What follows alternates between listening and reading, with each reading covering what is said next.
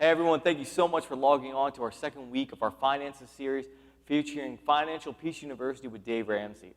If you have not watched last week's video, I highly recommend going back and looking at it just so you can make sure that you are catching up on everything that's going on. There's a lot of information that kind of builds upon each other, and we want to make sure that you're not missing out on anything.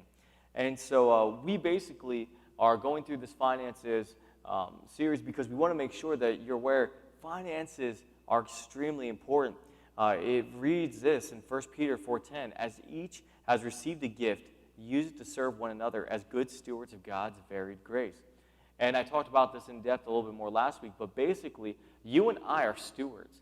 Everything that we have is God's, every single thing. And He expects a return on it, and that return He expects is for us to use it to advance His kingdom. We are not just to use it on ourselves, though God does allow us to use our finances to provide for our needs. That cannot be the only thing we're doing with it. We have to go out and make a return for Him. They are a tool, and we need to be faithful with what God has given us. And so last week what we talked about the emotion attached to money. And I actually had to do a few homework things, such as calculating how many credit cards you had, how much non-mortgage debt. And we will be talking about those things this week. But we also wanted to talk about our homework as well. Proverbs 16:9, which says, the heart of the man plans his way, but the Lord establishes his steps. And I actually have to ask you, what was it this past week that God showed you to do? What was the thing that He asked you to do? And maybe He hasn't showed you anything yet, and it's all right. Keep on asking God, saying, God, as I'm doing these finances, you've given me all these different things as a tool. What am I to do with them? And so make sure to stay in prayer as we are doing all of our budgeting, as we're doing all the different things associated with it. Make sure to stay in prayer so that we can stay in tune with what God is having us to do with our finances. The last thing that we want to do is we want to make sure that you are on DaveRamsey.com, and he has a bunch of different resources on there regarding the Financial Peace University. We want to make sure that they do get their due credit at this time. And so if you head over there, there is a subscription that you can log on to, and it is well worth it, especially if you've been having a struggle. It does cost money, but it's worth it. It's an investment in your future. And so we highly recommend going on there and subscribing to Dave Ramsey. But this week what we're going to be looking at is we are going to be looking at how to get an accountability partner. And not just how to get an accountability partner, but how to understand ourselves and working with someone else. Many times if we don't understand ourselves, working with other people is not going to go well.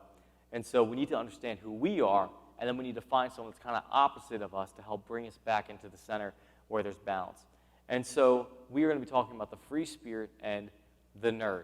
And I know that's kind of a weird title, but rather than myself explaining it, we're going to let Dave Ramsey do it. And so here comes the video.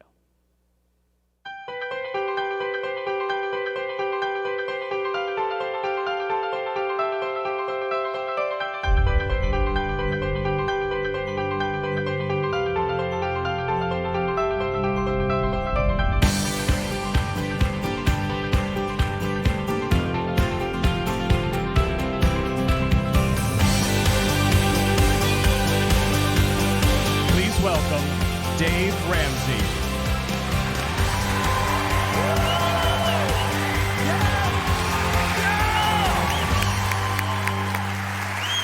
Awesome! Thank you.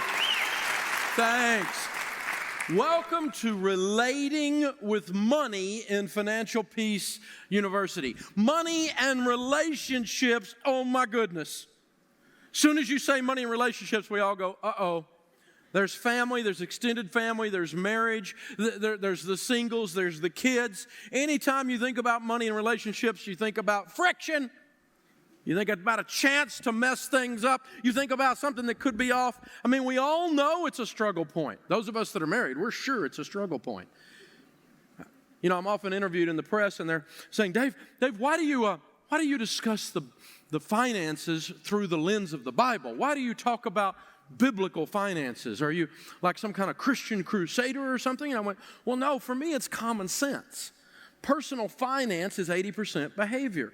And if it's 80% behavior, it's only 20% head knowledge, then we got to know that anything that affects behavior affects our ability to succeed with money. And so that would be our spiritual walk. And so we're going to talk about it through the lens of the Bible. I'm a Christian. I'm proud of that. We do that all over the place in mainstream media. We do that in mainstream venues as I'm speaking. And the reason is because it works. Biblical finance works. It works because it deals with me, the person, and changing me, more than it deals with some kind of abstract mathematical concept. The reason biblical finance works is it makes us deal with our relationships. It makes us deal with our emotions. And I will tell you, there's a huge correlation between those people who win at relationships and those people who end up winning at money. Because there's the same kind of dynamic going on there. It's very, very, very important. Very few people win at money long term and don't have some kind of ability to work with others, to play well with others. And certainly there's a huge correlation between quality marriages for those of us that are married and our ability to win with money, our ability to deal with conflict in that setting. Behavior is tied to our relationships, and relationships are tied with money. The flow of money in your household, in a household, represents the value system that household is operating under. Who's in charge? What's the power flow? What are the fears? What are the positive things in our character attributes? What are the negative things in our character attributes? What's good going on in our relationships? What's bad?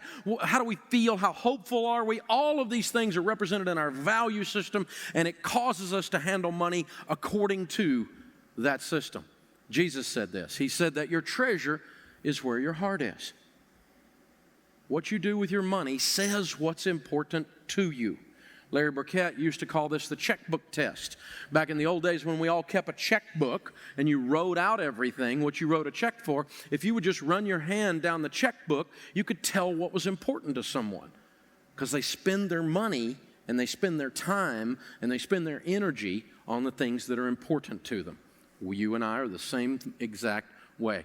When it comes to men and women and money, we view money differently. Gary Smalley, the great marriage counselor, he says that men are different than women in that men share facts. Women share feelings. Now, women can be factual and men can be emotional, but by and large, our default mechanism is we're going to go to facts and feelings. Men connect by doing things. Some of the best times I've ever had with my son is when we're doing something. When both of us are just sitting, we don't know what to do.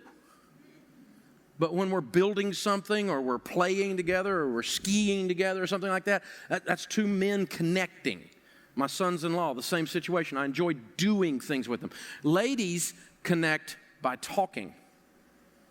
They communicate. We don't know what that is. Strange to us. I mean, my son and I got in the car a while back, and I've told this story many times, and we were driving from Nashville to Knoxville to a football game. We drove 200 and something miles, almost 3 hours, and hardly said a word, and we were both fine. We kind of liked it that way. It was okay. And it's not that we're all stopped up or something. That's just guys. We don't have to do that. We were just fine counting the mile markers and doing the math in our head. You know, I mean, right? Men and women are different. Dennis Rainey talks about this in Family Life Today. He says women are more verbal than men. Generally speaking, men will speak about 30 to 40,000 words a day. Ladies will speak about 70 to 80,000 words a day, with gusts up to 125,000. Smalley says that men are more controlling and women are more agreeable, to which the ladies said amen. Smalley says that men are more independent and ladies are more interdependent. You just don't see a bunch of guys getting up and going to the restroom at the same time. That would be weird, but ladies do it in herds. I mean, they just go. When I'm running and training for a marathon, I want to go run by myself. I'm just fine like that. Just leave me alone. Let me have my tunes. I'm good. My wife goes to the Y. She runs with her little running herd, right? They got a running herd there at the Y, and they run together, and it's a social event for them. For me, I'm just herding. Leave me alone, right? It's a different thing. John Gray says in Men Are From Mars, Women Are From Venus that men define ourselves by our ability to achieve results. Don't miss that in the money subject. Men define ourselves by our ability to achieve results, where women tend to define themselves by the quality of their relationships. The quality of their relationships. We see this reflected, some of these differences reflected in the area of the emergency fund. In the super savings lesson, I told you baby step one was $1,000 in the bank. Do you remember that? Say yes. And then we jumped over to baby step 3, and a fully funded emergency fund is how many months? 3 to 6 months of expenses set aside in the emergency fund. When we start talking about putting $10 or $15 or $20,000 aside, men say stuff like, this is boring. It's not sophisticated enough. Women, on the other hand, say this is the most important key to our financial plan. Men and women process the subject of the emergency fund differently. Guys we want to do something with it. We want to fix it. We can't imagine something just sitting there, not hardly earning any interest. We want to put it in a bond fund. We want to put it in a BBD of some kind, a bigger, better deal. There's something I got to get this thing in. And ladies are going, leave that alone. It's sitting there for emergencies. I need all the men in the room to stand up, please. All the men, stand up, please. Now, men, I'm sure you know this, and we've been talking about it for the last few minutes, but it's very true. Women are different, aren't they? Say yes. Yes. And one of the things you may or may not know is they have a gland right in here that you don't have. It's called the security gland. And when she is feeling insecure due to money issues or job issues or financial problems, that gland spasms. And it is attached to her face. So what I have figured out is this. Guys, it doesn't matter what you think. She knows down inside of her the way that God has wired her to have an emergency fund.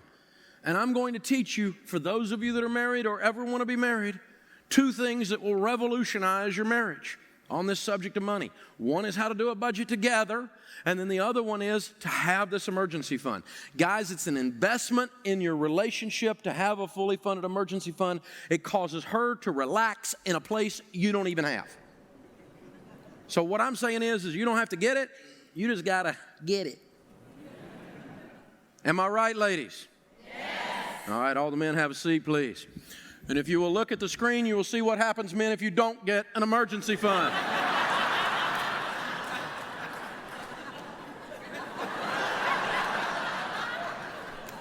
I love it. You know what she's saying, don't you? My mama said you were going to be a failure. You know that's what that is. Oh, my goodness. When it comes to shopping, men and women process shopping differently. Men get good deals by negotiating.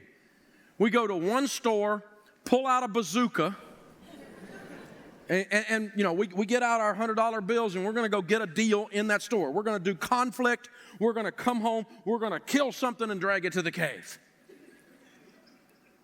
And ladies, on the other hand, they get good deals by hunting and hunting. And hunting, and hunting, and hunting. We went to this marriage conference one time, Sharon and I, and this marriage guy said, he was just wrong. It was a bad idea. He said, if you want to create intimacy with your wife, men, go shopping with them. That was just a big fight. That didn't work at all. That wasn't intimacy. That took 3 days of marriage counseling to get out of that.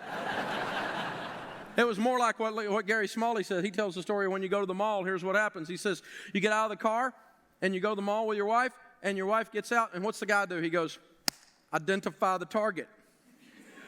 What are we here for? I'm going to map out the shortest way through the store.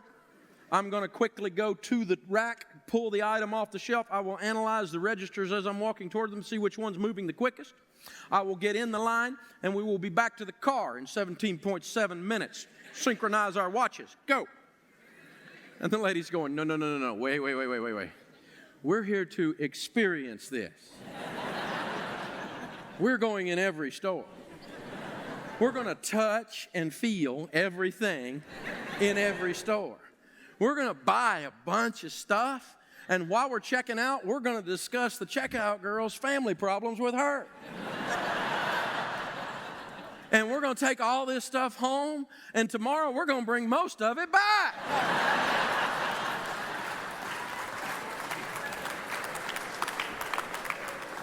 And the guy's going, that is a lot of work to get some stuff. I could have just gone in there and got it. Why do we have to go through all this? because it's an experience. So once Sharon and I figured out these differences, we have a plan now. I'm really good at negotiating. She's really good at hunting and hunting and hunting. She gets good deals, but she doesn't get them through conflict. She gets them through hunting until she finds someone that will pay her to take it, almost, right? But what she does is she goes and hunts down the best deal. She narrows the field down to that one, and then she sends out her warrior to kill it. But we don't go together. She wears me out, and I embarrass her. I mean, I can be on stage for 5 hours speaking. My feet don't hurt. I walk into a mall, my feet hurt to my neck in 30 seconds. We process things differently. Men and women do. And you need to listen to me very carefully. Men lose self-esteem in a financially troubled situation because with men, money represents a scorecard typically. Now, what that means, ladies, if you're in here financially struggling, that means that your man does not feel great about himself right now. He doesn't feel like Sir Galahad. He may be all looking good, got the stiff upper lip, all that kind of stuff, but inside he's dying. And you know, sometimes, you know, his sword could be a little bit rusty. Sir Galahad's armor could have a little moss on it. And the last thing he needs in the middle of that is a barking chihuahua around his ankles. Yip, yip, yip, yip, yip. He may find one last use for that sword. Ladies, on the other hand, face fear because that security gland spasms. Sharon made us change this. She said it's not fear, it's terror. Because money represents security to ladies in a way that guys don't get. Now, here's what's weird. Sometimes ladies are stronger emotionally on this subject to fight through it than men are, but they're afraid in a place, guys, that you don't even have. So again, if you're in here and you're struggling financially and you're in a marriage situation, men, listen to me carefully. Your lady needs an extra 3 to 6 non-sexual hugs a day. Now, I'll help you with that because some of you don't know what that is. That's touch for the purpose of reassurance that is going nowhere. Okay. We started this thing together. We're going to go through it together. It's that kind of hug.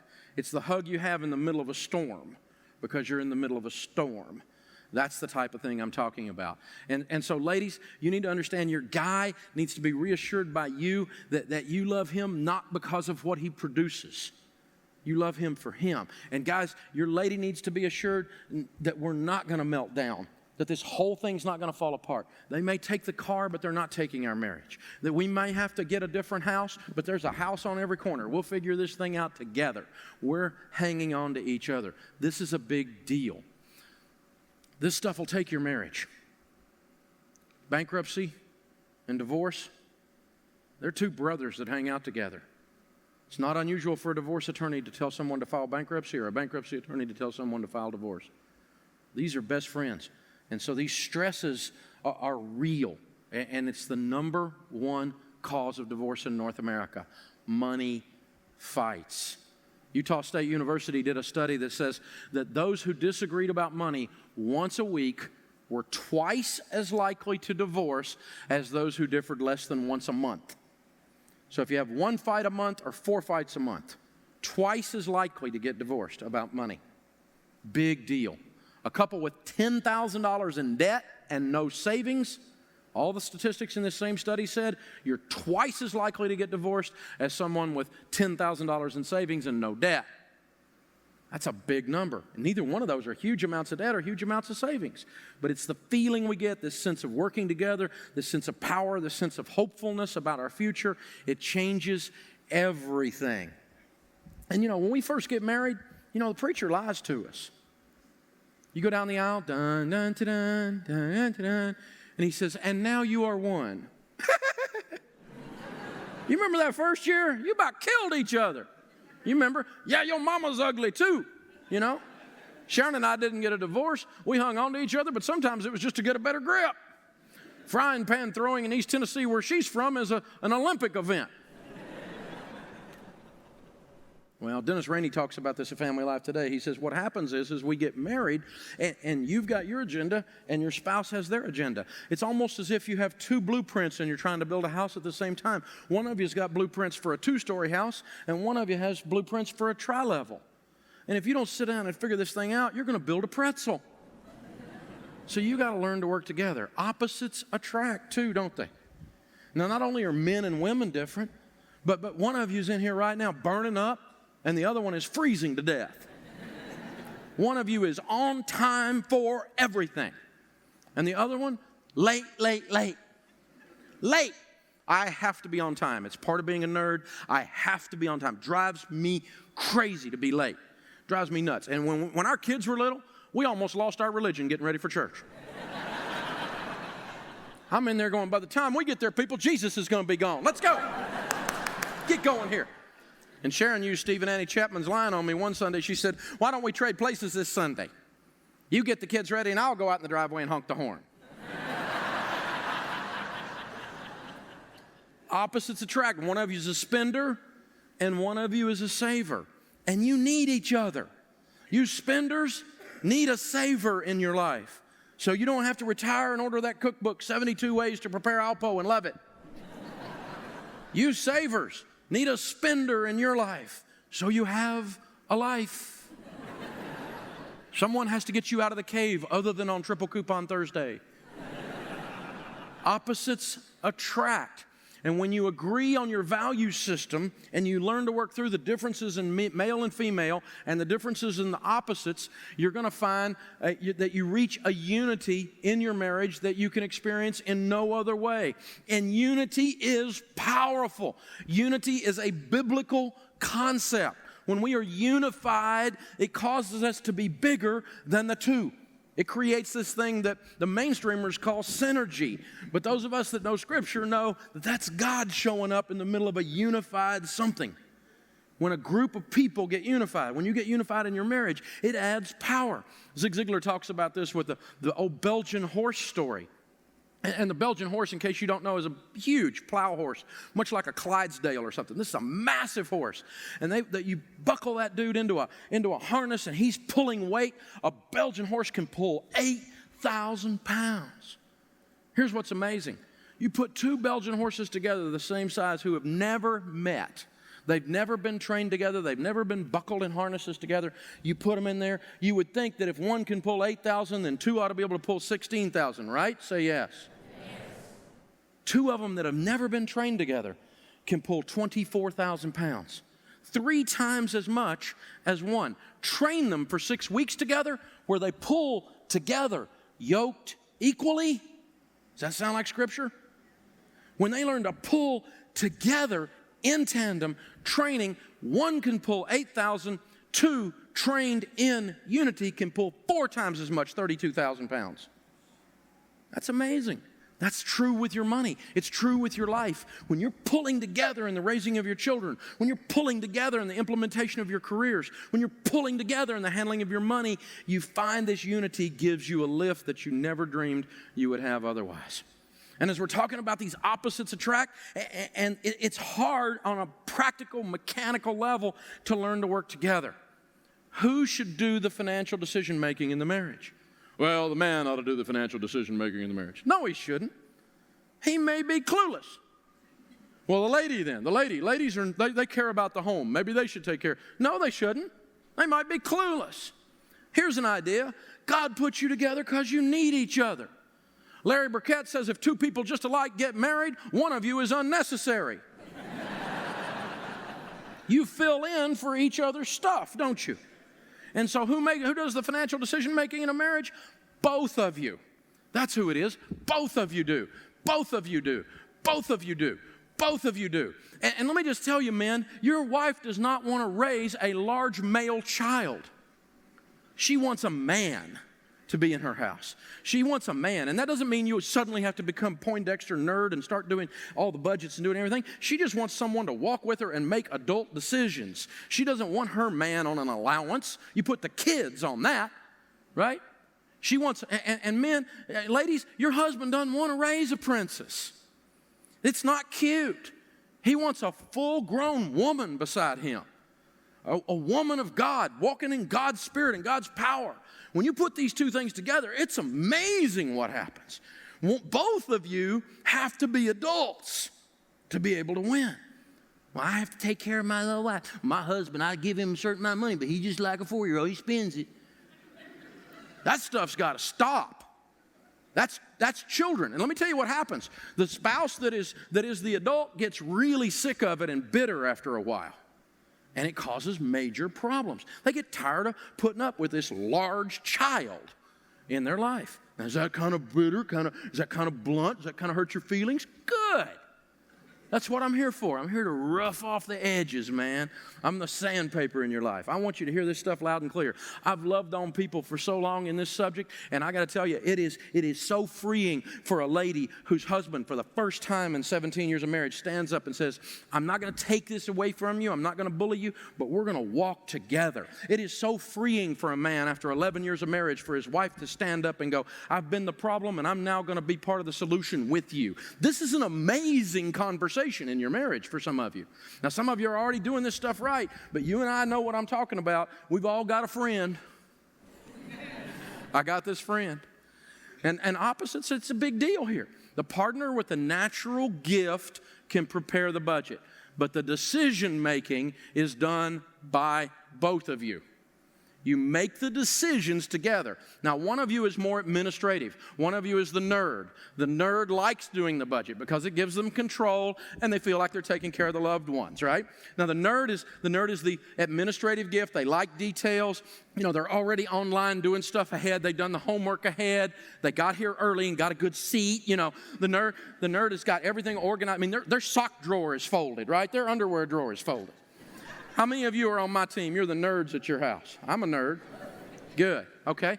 Now, and then there's the free spirit. The free spirit feels controlled, not cared for, and can appear irresponsible to the nerd. Now, free spirits can be perfectly grown up. They just don't get this thrill out of a 3-generation spreadsheet. Going to the 3rd tab is a little much for the free spirit, right? They're really glad this class is funny. Right? That's the free spirit. How many of you are on my wife's team? You're the free spirit. It can be man or woman. It doesn't matter. Now, see, the free spirits, you don't even have to tell them. They start a wave. Woohoo! Right? and some people say, well, the nerd is always the saver. The nerd's not always the saver. The nerd's not necessarily the saver. I'm not the saver at my house. I'm the spender. That's why God makes me teach this every day. My name is Dave, and I like stuff. Hi, Dave, right? You know? And, you know, so the free spirit's not necessarily the spender. I'm a nerd spender. My wife is a free spirit saver. And so it can be mixed up, and it can be man or woman. There's no right or wrong here. There's just differences in how we're approaching this thing. So there's male and female differences. There's nerd and free spirit differences. There's all these different things that are entering into this equation, and then we try to talk about money. Well, no wonder there's a fight. No wonder. It's complicated. There's a lot of variables flying around in this discussion. Big time. And you know, and then you get on top of this, you get a spouse who doesn't want to participate. A spouse who doesn't want to help. We call them a reluctant spouse. A spouse who's sick of hearing Dave Ramsey say, well, let me coach you just a little bit on this, okay? If you have a spouse who's not really on board, I'm not talking about a free spirit. I'm just talking about they don't want anything to do with this stuff. You don't need to go in there and tell them Dave Ramsey said this and Dave Ramsey said that. You're going to make me into a cuss word. Don't do that. And you know, another thing you don't do is go, hey, I went to this class and we've got a new financial plan. Dave Ramsey laid out our new financial plan, and my financial plan is I'm going to sell your car. And then you wonder why they're not all excited about Financial Peace University. You got to think here. And what happens then is we get in attack mode, right? See, what happened here is this. You made the mistake of starting when you're having a disagreement with your spouse on something that you're passionate about changing your life on. If you start with what you're going to do, you're going to mess up. Instead, you need to talk about why. Don't talk about what we're going to do. Talk about why we're doing it. If we're going to live like no one else, what's it going to look like when we live and give like no one else? And start talking about that dream. Start talking about the why. Ask your spouse, what would it be like if we had $1 million? What would we do? Where would we travel to? What would we buy? Who could we help? What would be the giving pattern?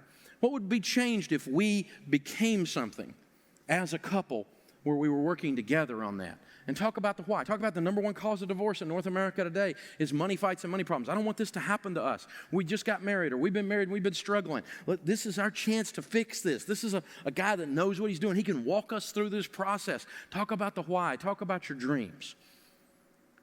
Because what normally happens is this. The nerd and the free spirit get married, and everything was cute when they were dating. You know, all those differences, they're cute when you're dating. But when you get married, they're abrasive then. It's not cute anymore. Those are the very things that make me mad, are the things that used to be cute. And so what happens is the nerd and the free spirit get married. And then they come home, and the nerd goes up on the mountain to talk to God, chisels out the budget on a stone tablet, comes home to the free spirit, and says, I've been talking to God, and here's our budget. God and me have figured this out. To which the free spirit goes, do what? I'll look at that when I get back from Home Depot. And so it begins. And the free spirit goes, I have married a control freak. This girl's got a thumb on me. She's trying to tell me everything to do. They're freaking me out. And the control freak nerd is going, how am I going to win? They won't behave. And they're running around with a pooper scooper trying to clean up everything. And so begins the fight. So I don't want to change you if you're a nerd. And I don't want to change you if you're a free spirit. But I have learned to teach you how to work together. Here's how you work together. We call it the budget committee meeting. Now, the budget committee meeting has rules. Nerds, I want you to do the budget. Right now, you're going to go to the quick start budget and knock that out like we talked about in the first lesson. When we get to the full budgeting thing, I want you to lay out the budget, because free spirits don't do budgets. Do they, nerds? Say no. So I want you to lay out the budget, give every dollar a name. Every dollar has an assignment, the zero-based budget, income minus outgo equals zero, all of that stuff. I want you to lay all that stuff out, and I want you to write the budget, and I want you to lay it on the table at the committee meeting. And I want you to slide it over to your free spirit. How many of you are nerds? You're on my team. All right, nerds, there are 3 rules for nerds in the budget committee meeting. Rule number 1, slide the budget over with all of your opinions and shut up. The free spirit is sick of you preaching at them. They're sick of you telling them every mistake they've made since 1962. They're tired of hearing what Dave Ramsey said. Shut up. Your opinion is on the paper. You just spent the money the way you thought it ought to be spent. Shut up and let them look at it. The second rule, nerds, is this. This is a meeting. It is not a weekend-long financial summit. We're going to stay in here until we get this budget. 17 days we've been in here with dried food. Won't work. Nerds, let me tell you, when your free spirit is sitting there looking at the budget, with a free spirit in the budget, you have a 17-minute window. After that, their body may stay, but their spirit will leave.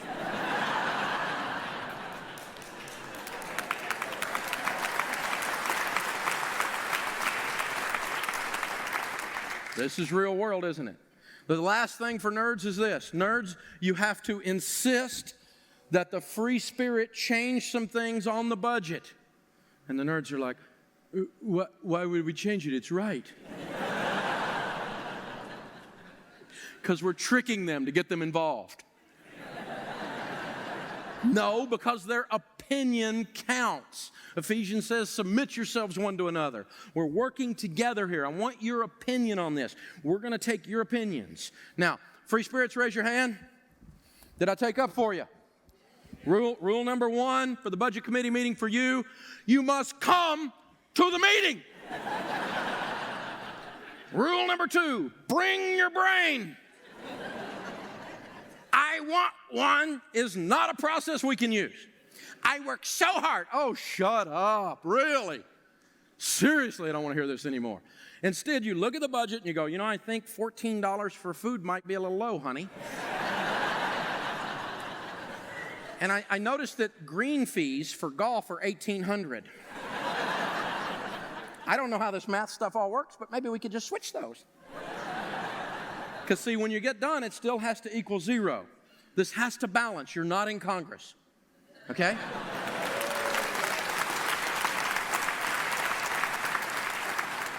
Last thing, free spirits. Raise your hand one more time. There's a phrase you've been saying. If you want to have this unity in your marriage, you want to have a total money makeover in the way we handle money, you want financial peace in the budgeting process, there's a phrase you've been saying you can't say anymore. Whatever you want to do, honey. Wrong, cop-out breath. You can't say that anymore. You can't just go, oh, you just take care of it, and I am going to go over here and do things to mess up your plan. That has to stop. We are going to work together from this point forward. Now let's look at singles and money. 1/3 of the households in America today are headed by a single adult. They're young and never married, or they're single again. 49% of the single parent households now live below the poverty level, according to the Census Bureau. So if you know a single mom, you know a single dad, there's a 1 in 2 chance that they're below the poverty level. They're barely making it. And so if they're in the class, put your arms around them, metaphorically speaking, walk with them, help them any way the class can, because they are struggling. Singles face different issues than married people face when it comes to money. One is they face time poverty and fatigue, which can lead to poor money management. Now, we all face time poverty. We're all busy. We're in a frenetic culture. Everything's just crazy and going nuts. But singles have to do everything by themselves. So there's no delegation. You get the dry cleaning, I'll get the oil change. They get to do both. And so they've got the kids. If there's kids involved, they got the whole thing. And it becomes overwhelming. If you're single, beware of impulse buying, which can be brought on by stress or the I owe it to myself syndrome. My life is tough, and so I'll be better if I just get some new clothes. This is known as medicating your life with spending, which makes your life worse. I met a single mom one time who she came in for counseling because every time she dropped her kid off with her nasty, mean ex, they had a fight, and she would go buy a pair of shoes to feel better. And she opened the closet one day, and there were hundreds of pairs of shoes. And she never wore them all. And she didn't even realize she was doing it. And she went, uh-oh, warning, there's a problem. I need some help with this. And so, we put them all on eBay, and we got her out of a bunch of the debt. But, I mean, it was, you cannot do this pity party spending stuff if you're single. I'm lonely. I'm going to go to the mall. That's not the place you go. You don't go spend money to feel better in those situations. Loneliness often causes singles to go out and spend money they don't have just to be, quote, out in the world, to get out of this room, to get out of this house, to get out of this apartment. A lot of eating out goes with that as well. So some strategies for single. A written plan gives the single person empowerment, self-accountability, and control. The budget for the single becomes part of their accountability. It's the plumb line. It's their out-of-bounds marker so they know when they're there. If you're single, put a circle around that statement right there and put stars all the way around it. A written plan gives the single person empowerment. It gives you self-accountability, and it gives you control because you have something to measure your behaviors against, because those of us that are married, we have something to measure our behaviors against. It's called our spouse. When we walk in, they go, "What's in that bag?" Right? But you walk in single, you got to have something to measure it against and go, whoop, I went over this category. Or I can't buy this, I'm going to go over this category. And that's what the budget does for the single. It's very, very, very powerful. You need to develop an accountability relationship when you're single. Even the Lone Ranger had Tonto. You got to have some help. You got to have somebody looking at it. It's not that you're incomplete as a single, but the Bible says in the multitude of counsel, there is safety. Now, what an accountability relationship is someone who loves you enough to hurt your feelings for your own good. And so this is someone that, you get ready to do your budget, you get ready to go do an expenditure, they're looking at you going, no. And they're just all up in your stuff going, no, you cannot buy a car, it's a flat tire. Fix the car. And this needs to be someone, it could be a parent, it could be an uncle, it can be a friend, it can be a pastor. I don't care who it is, but they ought to have some sense with their money, right? Your accountability partner doesn't need to be your shopping buddy. Oh, get 3. That's not what we're talking about. And this is someone who you can discuss a purchase with. I'm considering this purchase. What do you think of the wisdom of this purchase? This is someone who you look at your budget with, and they can go over it with you. While you're in Financial Peace University, use your small group as accountability if you're single. But in the meantime, find someone that loves you enough to hurt your feelings for your own good.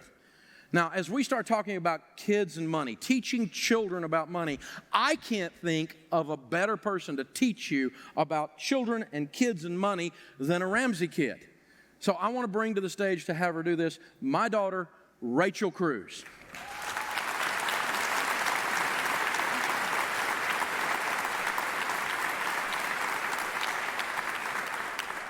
When you were younger, did you have a birthday where you wanted just one specific gift?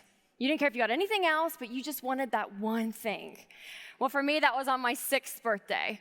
And I can remember sitting on the living room floor, and I had opened up all my gifts. There was wrapping paper and boxes, and I had one gift left. And I can remember just praying in my little 6-year-old voice, God, let it be her, let it be her.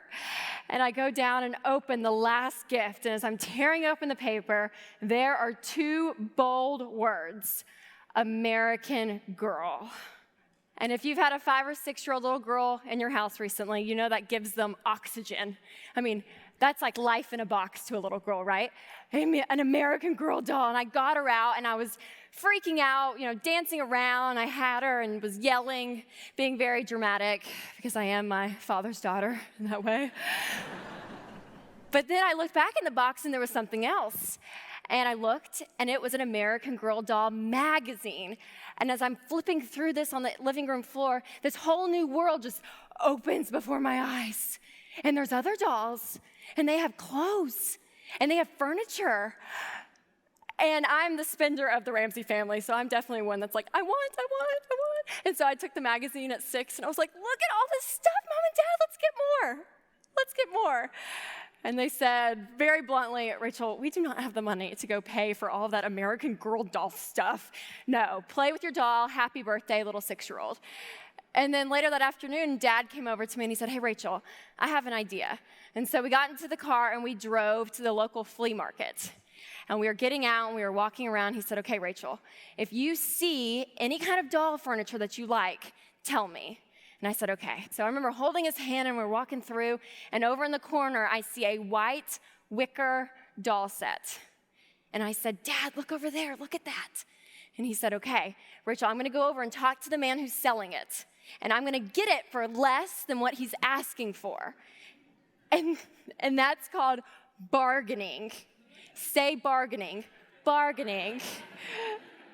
And we walked over there, true story, and I don't remember what was said or anything, but there was, they were talking, cash was exchanged, and the man put the furniture into a big black bag, and we walked away. And I said, Dad, did you do it? Did you do it?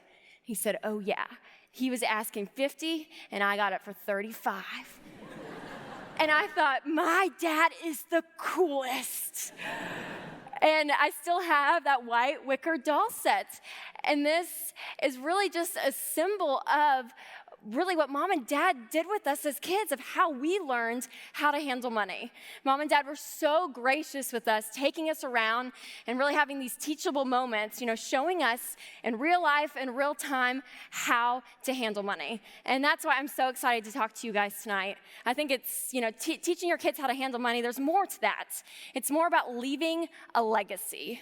In Proverbs, it says, a wise man leaves an inheritance to his children's children.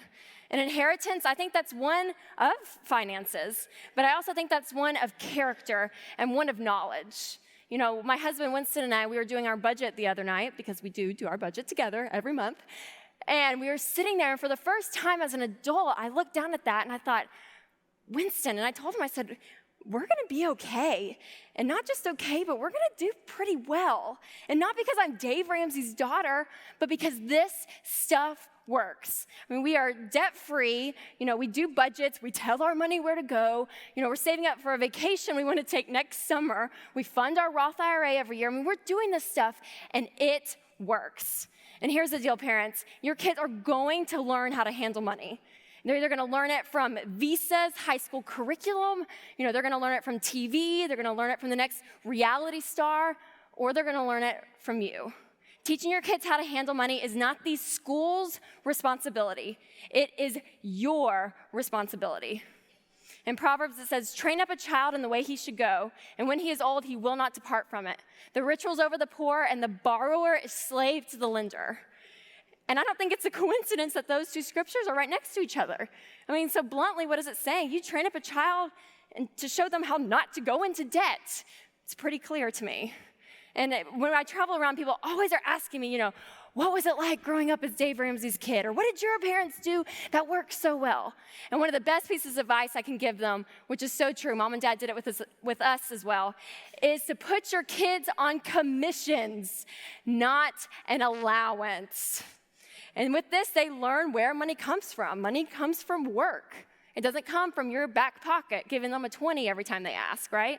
They're associating work with money. And in this, your words are powerful. So use the word commission versus allowance. And with commissions, if you work, you get paid. If you don't work, you don't get paid. It's kind of like the real world, and it's good to learn that when you're 5. That is what we went through. Now, we have a great resource called Financial Peace Junior that helps parents teach their kids how to handle money. And in that, there's a great tool called the Commission Worksheet. Now, this is like a dry and erase board that you can put on your refrigerator and put your kids' chores on and how much money they make per chore, and they can go through and check off the days of the week they do the chore. And this is just a great tool to have so your kids see it. It's a visual reference. It keeps up with everything, and it just kind of keeps it organized and keeps it flowing. Now, there are going to be some chores your kids are going to do just because they're part of the family. For us Ramsey kids, it was always the kitchen. I can remember being little, and we always had to take our little plates to the sink. We got a little bit older, we had to scrape them off and put them into the dishwasher. And when we got to be teenagers, we were the ones cleaning the kitchen. And we didn't get paid for that. You just clean the kitchen because you are Ramsey. And so there will be chores that your kids will do just because they're part of the family. Now, things like feeding the dog or taking out the trash, making your bed, things like that we did, we got paid on. But again, there will be some stuff they're going to just do. And as a parent, you can decide which one you want.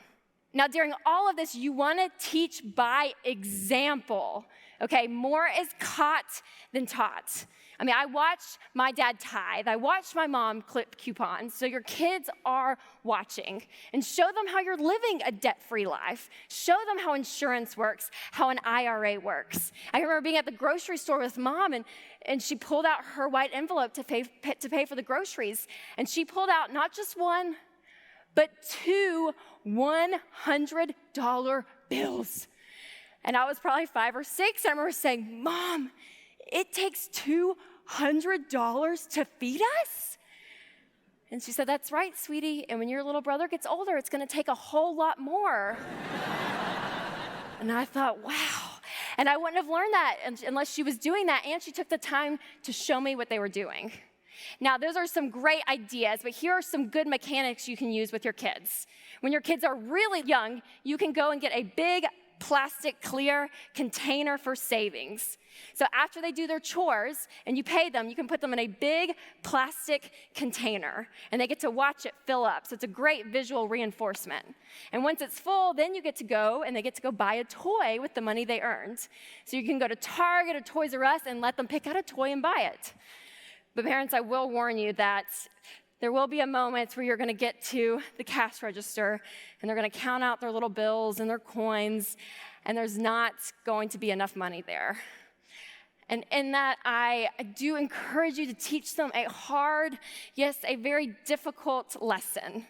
And that is that there's not enough money here, so we can't buy this toy. Now, we can go find a cheaper toy, or we can wait a week. You can do a few more chores. We can come back and buy it. But in this moment, sweetie, we cannot buy this toy. And this happened to me, of course. There was a theme park that used to be in Nashville.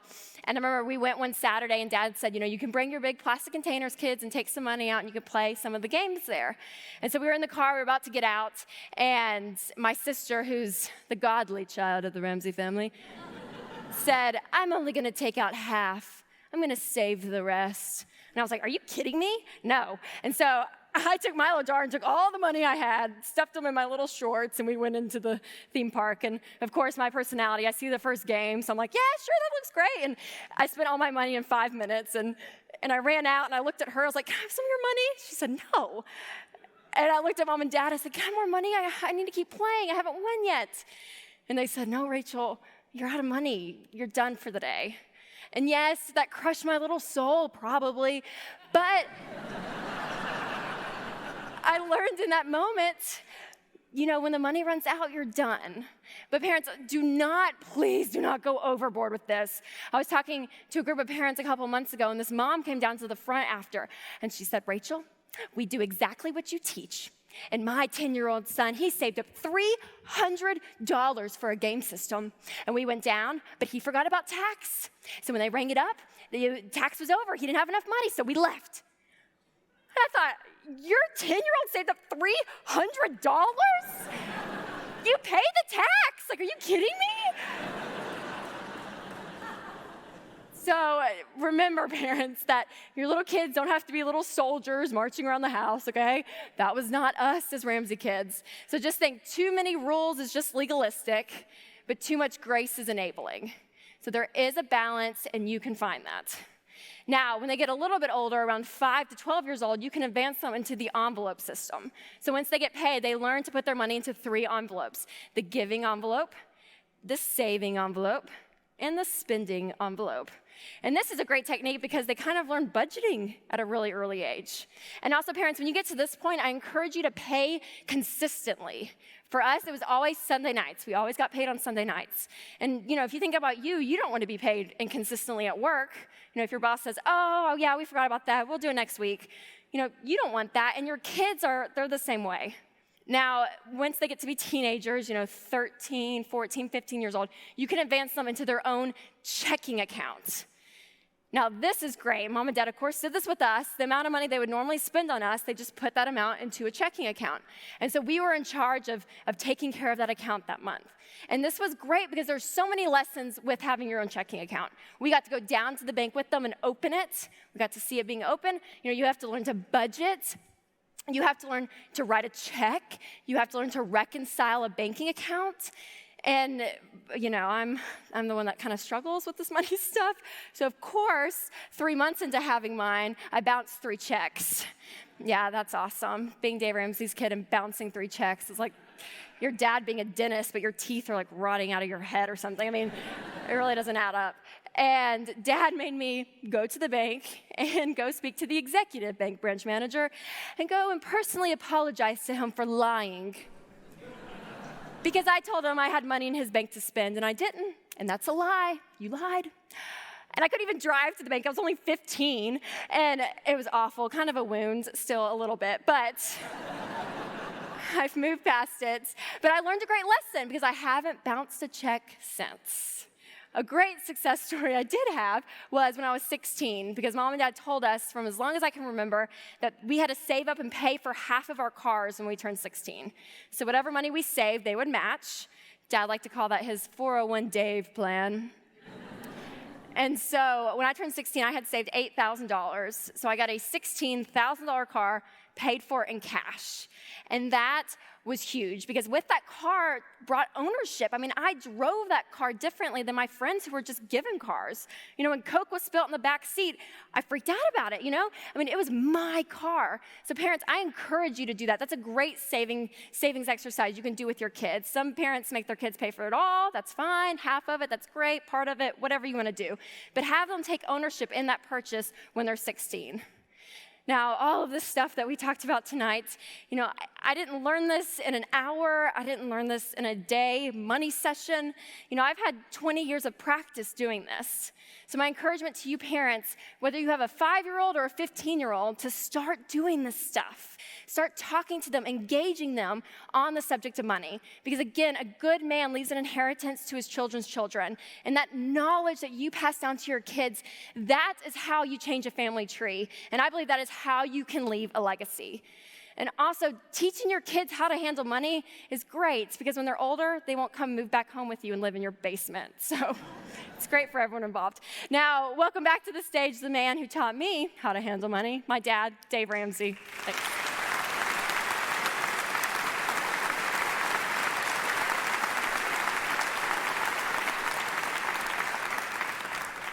Yes, I'm a little proud.